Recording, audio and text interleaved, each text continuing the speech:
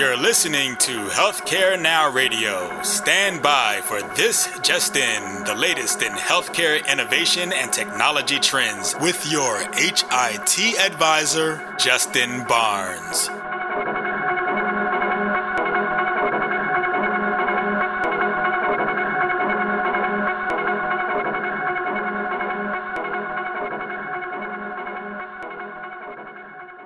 Thank you for joining me today on This Just In Radio. I had an amazing time this year at the HIMSS Annual Conference as we aired This Just In Radio live from the show floor. Our fourth year in a row, and thankfully, they always get better. Thank you very much to all of my amazing guests that came by to share their time and thought leadership. Many thanks to the show sponsor, Lenovo Health, and certainly many thanks to Roberta Mullins and the Healthcare Now Radio team for producing this show. We've compiled all of the guest interviews to share with you in this broadcast, but look for many more in the coming weeks. You'll also find these interviews on our archive channels. Just check in at thisjustinradio.com. We hope you enjoy these HIMSS18 recordings as they are all in their true environment with 40,000 healthcare and health IT leaders all around us, as this year we place our studio right in the middle of all the action. And you'll be able to hear the energy and hopefully feel it as well. Enjoy. So my next guest, Leigh Williams, Administrator, Business Systems, Health Information Technology, University of Virginia Health. You have the second longest title. Neil Gomes is the longest title of my guest today, but you have the second longest title. So thank you very much. I'm trying to catch up with Neil on a lot of things. There you go. But I always call you Leigh Thomas. For full disclosure, we've known each other for a very long time. We went to high school together. We saw each other last year at HIMSS when you joined me on the radio show. It's great to reconnect, collaborate with you. You're a phenomenal collaborator inside our think tank. We had our third think tank this morning.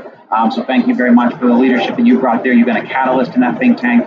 Actually, each time you've helped be a catalyst because they're all thought leaders. We bring together 50 thought leaders in our think tank. So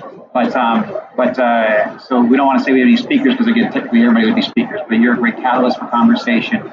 You always had a great dynamic. Your experience in the revenue cycle side and the value-based care side is unparalleled. So thank you very much for joining. So we've got a little bit of time here, so extra time. So real quickly though, we'll dive in, but what healthcare or health IT trends are you seeing in the industry from your perspective? So what's been interesting to me this year is seeing how much use we're making out of all of the data that we've been gathering. So I've been coming to HIMSS for close on a decade, and I would say that this experience for me this week has been much more about operationalizing a lot of the cool ideas that we've had. So you would certainly share that EHRs 10 years ago was more about implementation, getting them stood up, actually having them work. Now, they're fairly ubiquitous, and it's no longer about starting something, but then really capitalizing on the investment that you have. So I've been amazed with some of the machine learning and the artificial intelligence that is going on, not just in the groups that specialize within that, but how a lot of the applications, the devices are starting to make use of that as well. And we spent many years working out how to collect data. I went to lots of sessions previously that were about clean versus dirty data, and how are we going to get there to where we can make use of it, and how do we share data across organizations. We're beginning to be in a more mature place where the data is available, and now it's about how do we make use of it and how do we operationalize it so it has impact. Just having the data doesn't make a big difference, but if you can do something with it where you're changing how your behaviors are in your organization, what your strategy is, being data-centric, I think that one is a very important trend that we're seeing this year, and different to me than the last few years. Yeah, and so picking up on that, because we had a great testimony this morning in the think tank from Dr. Pamela Peel from UPMC on their payer side. She's an economist, and she's been a great collaborator for the last two think tanks. And she shared out where they're using data. She said data, and they're using data to basically topography of data to map chronic conditions throughout Western Pennsylvania, and looking to see where she has pockets of COPD, diabetes, CHF, you name it. She's mapping it. And then she's actually have a proactive strategy where they're going into the community, setting up epicenters of care, again, to go attack these, not wait for the cost to come through the door, wait for these sick patients to come through the door, but going out to the community, attacking it, going into their homes, and really managing it right out in the field. And that's what we're going to see. We're going to see more of that coming up. But again, she stood up and she said, I'm going to mention the D word, data. And so we're all like, oh, it's 7:15 in the morning and you're going to mention the D. Well, what word are you mentioning here? And she said, data. So it was very cool. So I think just to throw on some points there that you brought up. So what else do you see out there for innovations? So one of the other topics that is really core to what I've been looking at is this shift from what I would call a transactional revenue cycle or a patient billing experience to a patient-centric business operations, and how even the language around what we talk about for business ops within healthcare is becoming patient-centric. So we had a full-day revenue cycle solution summit on Monday, and one of the things that struck me as really where we are today that is different than before was the way that we talked about our work and our business. And I don't think I heard the word guarantor or insured or the claimant. I don't think we said those words at all that day. Right. We talked about the patient, we talked about the families, we talked about helping your mom when there's a cancer diagnosis and you've got to understand the bills. And it was just a very different way of embracing a patient-centric culture, even in the non-clinical operation for a healthcare system. So that shift to really thinking about, and I think that ties back to technology, because it's about the user experience and making sure that we are bringing tools to be able to, so you talk about, okay, you want patient-centric, what does that mean? It means a statement that you can understand. It means knowing upfront what your costs might be. And it means having the tools to schedule appointments, understand which physicians you're able to see, how to navigate the treatment options that you have.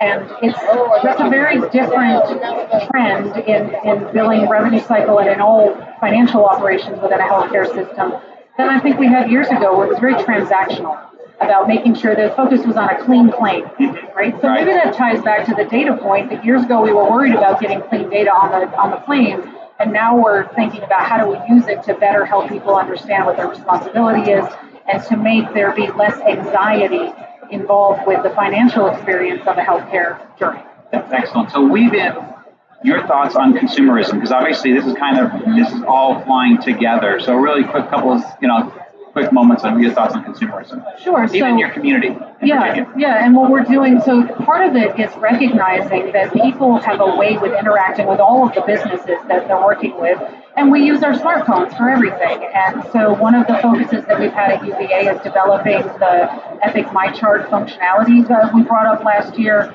the ability to review your bill and pay it using your app. So making it something, that's how you do your electric bill or buy your groceries, bringing those type of tools that are very natural to people to use, that we make it also happen in healthcare. That's fantastic. So what other innovations? Anything else that you want to share? So my last one was about connected health, and Dr. Waller was talking this morning about that, and I think that his point was that virtual care and connected health has to be part of our strategy and the way that it's in the fabric of everything that we do in healthcare delivery, and making it not something that you also do. So I think years ago it was about maybe you were standing up a telemedicine program. Now it is, how do we think about delivering care across time and space using a lot of technology that's available in a way that better keeps people healthy, helps reduce some physician burden and stress, is really good with capturing data and making a record of it. That new way of thinking about the technology becoming part of your strategy and the way you deliver care, instead of saying, I have a tool that I do this with, and that's a service line that I have. It does. That's excellent. Yeah, and I will say, because you brought up Dr. Waller, so again, that was from our think tank, and I do want to let everybody know that we will be sharing over the next couple of weeks about 60 best practices, 20 from value-based care, 20 from connected health, and 20 or so from virtual care. We'll be sharing that out with everybody. We're sharing it. HIMSS will be doing a couple pieces on it, but then also health data management. I want to give them a shout out because they've done a great job. They saw all these best practices, and they're publishing them over the next, Diana Manos and the team there of HDM, health data management. We'll be publishing all that out there. So a lot of what Sylvan talked about this morning, a lot of the best practices you came up with. So looking at that's at a high level, looking at some of the innovations out there, Well, what are some of the strategies now on the implementation side that you see that you'd be implementing at the University of Virginia Health? So I think that's an interesting question. I'll get to some tasks that we're doing, but one thing that I've been hearing a lot this week, and I think is integral to how I do the work, our teams do the work at UVA, is really figuring out how to make use and get value out of the things that you're putting in place.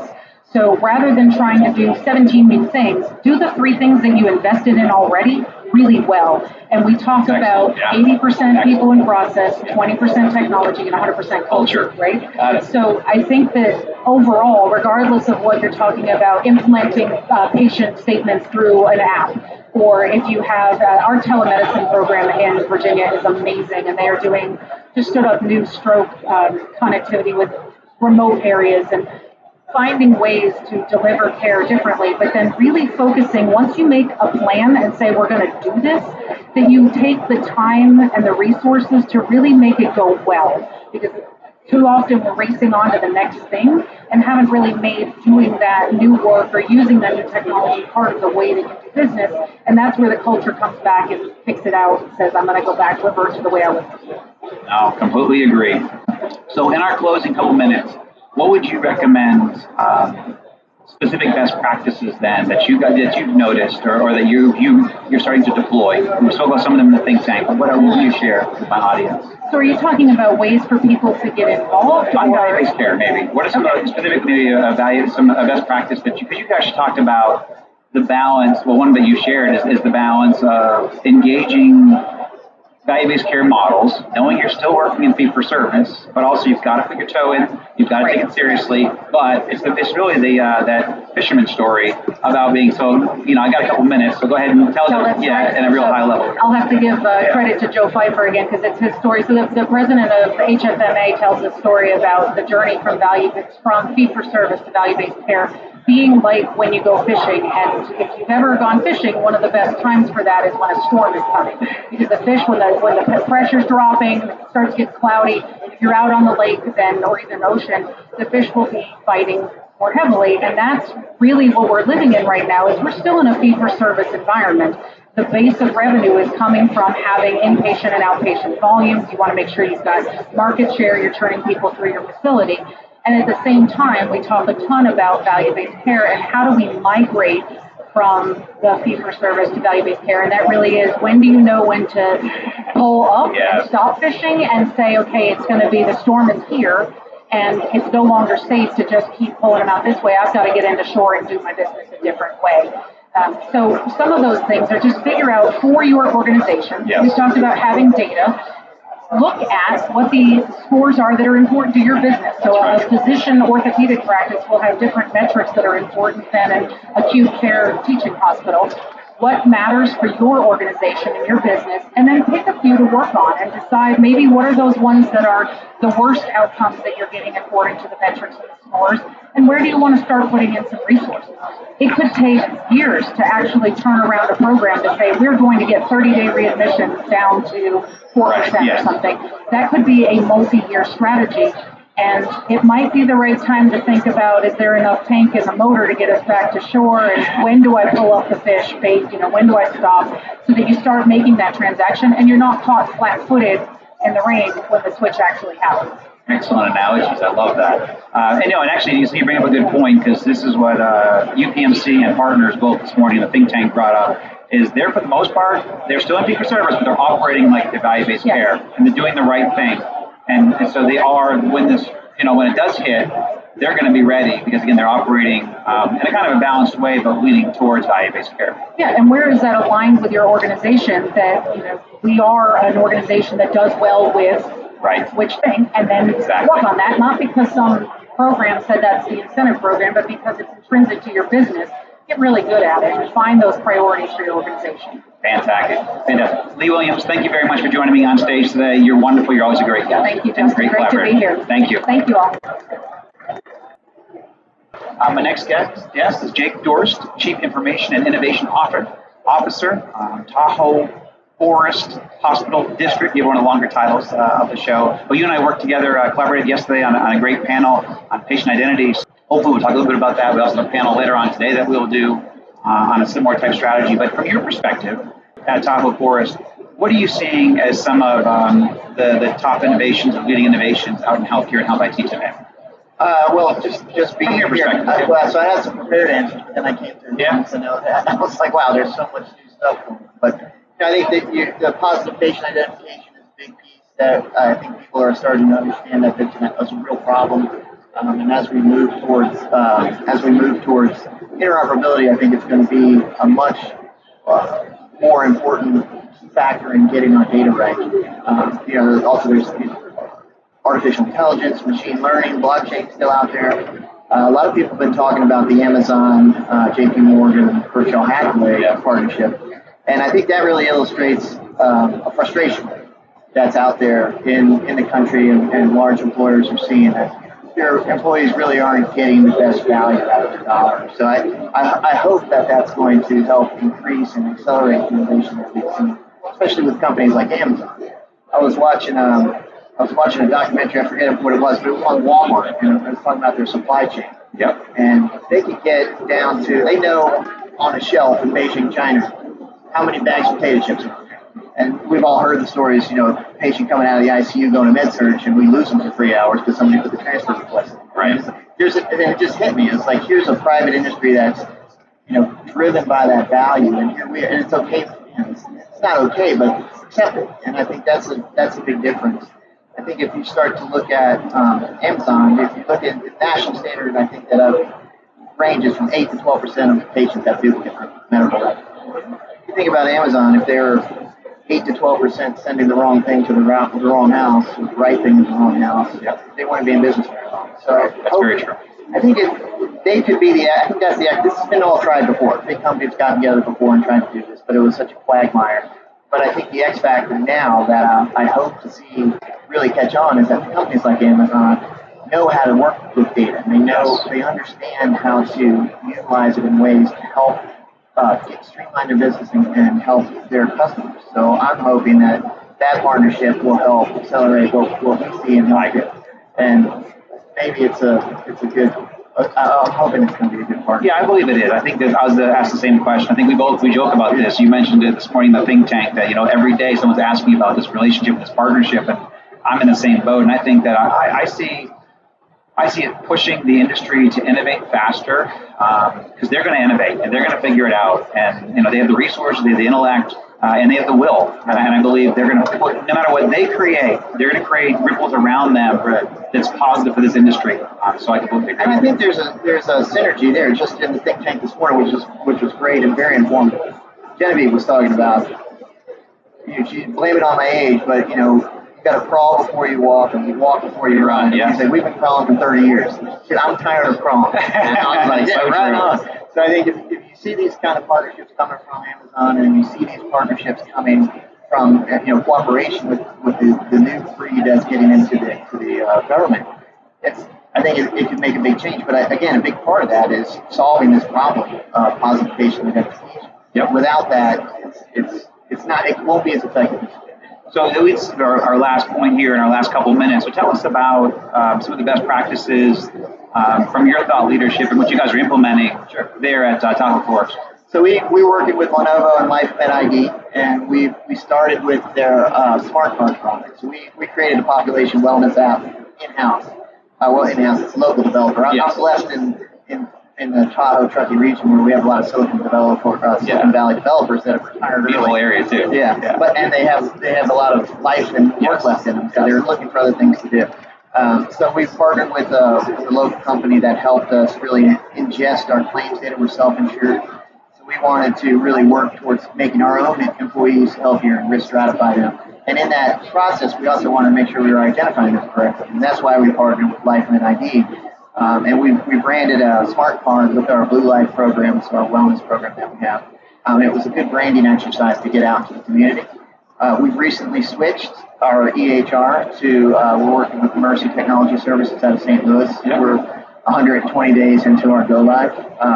And you're here. That's and amazing. That's a rough track no matter what each are you at the top. So. Mercy was a really good partner and helped us accelerate that acceptance and working on a well-vetted system. So we're going to double down, hopefully, when we're working with LifeMed ID, and we're going to start working with biometric positive patient identification, BYOID, where you can bring your own ID and make people feel comfortable with and the things you carry in your wallet or your purse every day. We want to be able to incorporate that into our system. It really comes down to patient safety. And I was speaking at our, the lunch and learn yesterday. Yeah, it happened in Kenya, but there was a case recently that two people came into the hospital. They both had neurological conditions. One had a clot. They ended up operating on the wrong guy, brain surgery for 2 hours. Couldn't find the clot. Amazing. Figured out this is the wrong guy. Right. The press release though said the patient's recovering nicely. Great. Oh wow. So I think those are the things that we're doing at Tahoe Force. We're trying to really work towards population wellness, do the right thing by our patient, keep them protected and safe, and cut down on Medicare fraud and just fraud in general. Yeah. That's fantastic. And you're spot on, because even in the think tank this morning, in what TEFCO went with a positive patient ID, I mean, you're on the right track. You're tackling things long before, and that's why you're in the think tank and you're a leader and you're doing well, is because you're tackling things before the rest of this country really is, and we're going to tackle it as a country. I think we have to. We have to. Yep, we will. Jake Dorst, thank you very much for joining me on air, my friend. Yes, thank you. Am I going to say this right? Jethwani? Jethwani. Kamal Jethwani, Senior Director for Connected Health Innovation, Partners Healthcare. Thank you very much, my friend, for joining us on air. Live. And thank you for joining the think tank this morning. You're a great addition, and the camaraderie that you, partners and UPMC had in the room was excellent. And it's great to see leaders support each other and just kind of living and getting excited about what each other's doing. We like each other in private. Yes, The public face. Love it. That's great. So what are some of the healthcare and health IT trends that you're seeing in the industry from your perspective, at partners and what you're doing? Yeah, I mean, I think so. I've been in the digital health space for the last 10 years now, and so it's a little bit before some of the other people came in. And the two trends that are surprising me are I'm pleasantly surprised by in the recent past have been consumerism. That's number one. So are consumers actually coming to us and saying, why can I get a restaurant table much more easily than I can get an appointment in the hospital? Right? And where's my open table for MGH? and along with that, all the other things, right? So where's the access? Where's the convenience? Why do I have to wait 38 minutes in the waiting room and then see someone for 10 minutes and then still not get my medication on time? And then the other trend that I'm seeing which is really interesting, is data and sort of the movement around making sense out of the data. So we heard that this morning in the think tank. Dr. Peel from UPMC said data. Right. Yeah, you're right. But it's really interesting because it's not just data collection, which is what we spent the last 15 years on, right? So God bless the fact that we have EMRs now in 95% of the settings, but we now have all this data, and now the question is, what do we do with it, right? Like what Google and Amazon do with their data, we do not even close to 1% of it. Right. So what I'm seeing is sort of, how can we use data in meaningful ways to actually create insights and actually drive our businesses versus the other way around? No, that's fantastic. So how are you guys addressing specifically at partners and some of the strategy you work on? How are you guys addressing it, or would you recommend people address it? Yeah, so let me start with the data trend. So on the data side, it's actually much simpler, right? We have the data. The question is, do we have the ability to create insights out of it? One of the things that we do really well at Partners is create collaborations. So, for example, I don't have the analytic capabilities in our hospital that some of the large technology firms have. So how can we come together to create some sense out of this data and make this valuable for multiple partners? And so I think one way to watch this trend is to open up our walls and our thinking about more horizontal integration with capabilities. The second thing I'll say is interoperability. So a lot of one of the problems that we're also seeing with the data is there's so much data, but there's also so much noise. Sure. And it's so difficult to bring all these data points together. So devices or technologies that actually are able to bring these together and work with other devices and not create more barriers are better for us. And we're actually going to be more open to those and adopting those. A great example is a company that I actually saw here and I'm working with called Vital, with 5 different vital signs, all normalized in one. It's great. And those are more of the kinds of things that we want to see. So that's how to address the data side. On the consumerism side, we just have to all get together and simplify, right? So simplify, need what we don't need, in a way to make this more patient-centric versus provider-centric.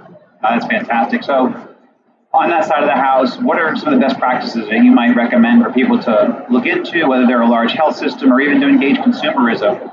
What would be some of the best practices that you would think that you share? So one of the things that we're doing, and I don't have solutions, I have methods, right? Okay, so the method is, well, one of the principles we've adopted now at Partners is co-design and co-creation with our patients. Co-design, co-creation. Yeah, but with our stakeholders, with industry, but also with our own end users. So, for example, when we create a new technology or a new process, we have patients in there, nurses in there, physicians in there, technology firms in there, and all of us together addressing a problem. And we're seeing a lot of good traction and good, interesting programs coming out of that. The other thing I'll say is that I think there's a lot of different business models possible when you start to go direct to consumer without having to worry about all the 10 different stakeholders involved in that payment. And I would encourage provider groups to think a little bit more creatively about how do we make something more convenient for people and as a result make that business viable. Exact convenience. Yeah, that's excellent. On the consumer side, you brought up Vital. They also have a cool, what else are they doing from the innovation standpoint? I think they're doing some glucose monitoring as well with a finger prick. Yep. That's kind of cool. So very, very cool. And no, I think you're spot on the consumerism side. This is one of the things in the radio show, and we have a great listener base for this, is I think probably half of my listenership are very active consumers. And even I had to become an active consumer myself, choosing my new health plan in the past year, but it's also saved me. I pay 80% less for my healthcare costs in 2018 than I did in 2017 because I became a consumer. Right. And I think everybody, hear our voices, should begin to engage healthcare that way. And one other thing for both these trends on the provider side is something we struggle with, but we should get better at, is to try to shift the mind frame and the culture of our providers to be able to adapt to this, right? So we're not used to treating people like consumers, or we're not used to looking at data. When our patients come in and say, I want to send my Fitbit data to my provider, but my provider doesn't know what to do with it, It's our job as providers to be like, okay, let me figure out what I want to do with it because this is the right thing to do. And so those are things that I think we're going to struggle with, but I think once we are able to change the culture, we should be able to transform this place. I agree. Excellent. So in your final minutes here, with the show also, what do you expect to hope to achieve in the next day or so? What else do you want to see here? Well, I'd love to see what else is new, what else we could bring for our patients and our consumers back to Boston.